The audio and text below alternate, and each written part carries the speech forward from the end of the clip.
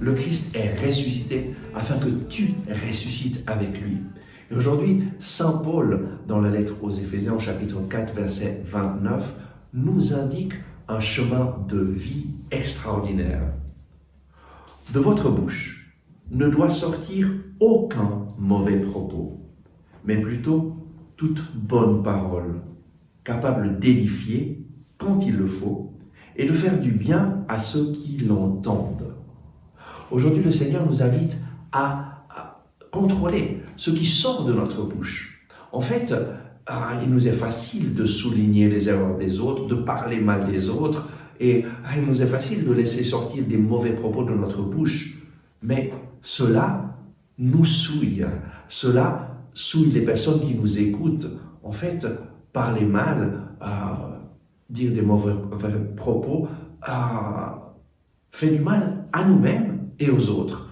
Et voilà pourquoi Saint Paul nous dit, de votre bouche ne doit sortir aucun mauvais propos, mais plutôt toute bonne parole capable d'édifier. Aujourd'hui, décide d'édifier les autres, décide de souligner leurs qualités, décide d'encourager. En fait, tu seras heureux lorsque tu le fais. Le bonheur, c'est d'aider les autres à faire l'expérience de l'amour de Dieu dans leur vie. Et ce qui sort de ta bouche va pouvoir orienter les autres vers l'amour de Dieu ou les abaisser. Et c'est ton choix, c'est mon choix de décider. Aujourd'hui, je vais utiliser ma bouche pour édifier les autres, pour les encourager. Et que de votre bouche sortent des paroles qui sont capables de faire du bien à ceux qui t'entendent. Le Seigneur désire que ta bouche soit un instrument de bénédiction. Et toi seul peux prendre cette décision. C'est clair qu'au début, c'est peut-être un peu difficile parce que nous sommes habitués à parler mal des autres.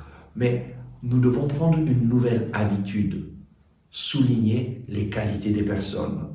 Et je me rappelle ce couple dont la femme avait vraiment de la difficulté à souligner les qualités de son mari et très souvent elle lui faisait des reproches.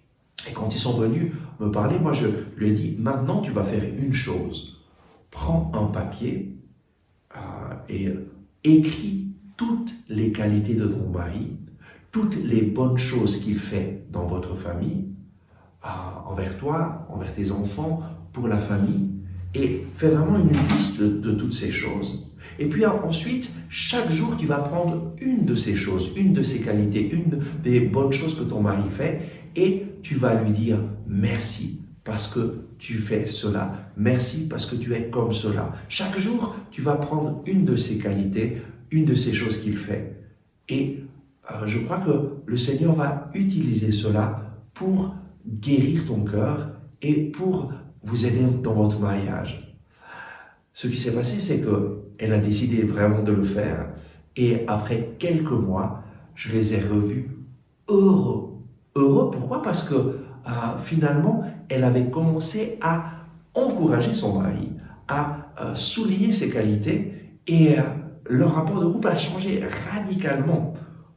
Et c'était une chose toute simple. C'est une chose toute simple que tu peux faire dans ta vie, pour ton mariage, pour tes enfants aussi. Parce que c'est possible que tu décourages tes enfants avec tes paroles, décide de souligner leurs qualités, de faire une liste de toutes les qualités de tes enfants ou de ton époux, de ton épouse, et chaque jour souligne une de ces bonnes choses. Et alors de ta bouche va sortir une parole qui édifie, qui encourage, et tu vas devenir un instrument de bénédiction pour les autres.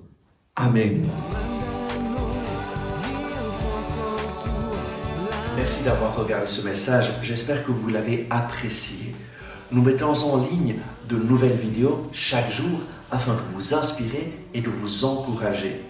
Donc, n'oubliez pas de vous abonner à notre chaîne, de cliquer sur le bouton j'aime et d'activer les notifications. Si vous avez aimé ce message, je vous invite à le partager avec vos amis.